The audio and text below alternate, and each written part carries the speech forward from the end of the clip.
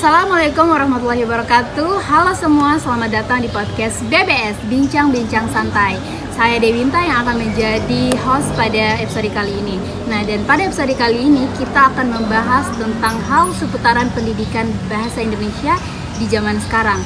Mulai dari hal yang menjadi kendala sampai cara bikin belajar kita lebih seru. Dan tentunya kita ada kedatangan dua bintang tamu spesial yang akan berbagi pengalaman dan juga pemikiran mereka. Sebelum kita masuk ke pembahasan, kita perkenalkan dulu kepada bintang tamu kita. Halo, perkenalkan nama saya Kamil.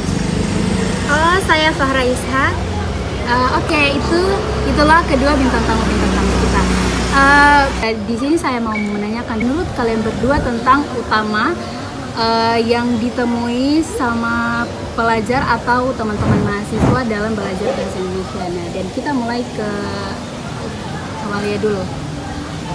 Menurut saya, salah satu tantangan besarnya adalah banyak teman-teman yang mengira bahasa Indonesia itu mudah dan cuma diajar aja. Kayak kaidah tata bahasa atau nama-nama sastrawan. Padahal pas kita pelajari lebih dalam, bahasa Indonesia itu sangat kaya dan banyak hal yang bisa kita eksplorasi. Tapi banyak yang kurang bisa merasakan itu karena cara belajarnya yang masih konvensional. Benar banget sama apa yang Kamali bilang tadi. Selain itu banyak yang lebih sering pakai bahasa gaul atau bahasa asing pas lagi main atau pakai media sosial. Jadi mereka tuh kayak kurang terbiasa pakai bahasa Indonesia yang benar dan baik dalam berkomunikasi sehari-hari. Banyak juga yang merasa bahasa Indonesia itu membosankan karena materi yang diberikan seringkali kurang nyambung sama kehidupan mereka sekarang. Ya, benar sih. Lalu bagaimana sih cara yang bisa diatasi, yang bisa dilakukan untuk mengatasi tantangan-tantangan tersebut? Dari sisi saya sebagai mahasiswa, saya sering cobain buat belajar dengan cara yang menyenangkan, kayak nulis cerita atau puisi berdasarkan pengalaman sendiri, atau nonton film Indonesia lalu menganalisis cara penyampaian bahasa di situ. Kalau saya sendiri, saya sering bikin konten kecil kayak video pendek tentang tata bahasa yang dibuat dengan gaya yang santai dan lucu buat dibagikan ke teman-teman atau anak-anak yang saya ajari. Selain itu, saya juga biasa menggunakan media sosial untuk membuat grup diskusi. Aku punya berbagai informasi menarik tentang bahasa Indonesia. Itu sih bagus ya, tentang cara-cara mengatasinya tuh sudah cukup bagus. Oke. Nah, dan sekarang saya punya pertanyaan nih buat kalian berdua. Apa saja sih harapan kalian berdua tentang pendidikan bahasa Indonesia di masa depan, masa yang akan datang?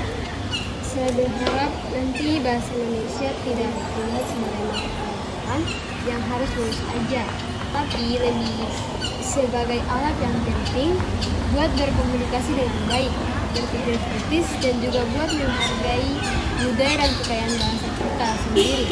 Semoga juga ada lebih banyak cara belajar yang kreatif dan bisa disesuaikan sama kebutuhan. Kalau dari saya berharap akses buat belajar bahasa Indonesia yang berkualitas bisa lebih merata, terutama buat anak-anak di daerah atau komunikasi yang kurang mampu. Selain itu, saya ingin bahasa Indonesia bisa terus berkembang dan tetap jadi bahasa yang penting di dunia global. Tapi tetap nggak kehilangan nilai dan makna budaya yang ada di dalamnya. Itu saja dari saya. Oke. Nah, dan di sini saya tuh punya satu pertanyaan khusus ya buat kalian berdua. Menurut kalian berdua,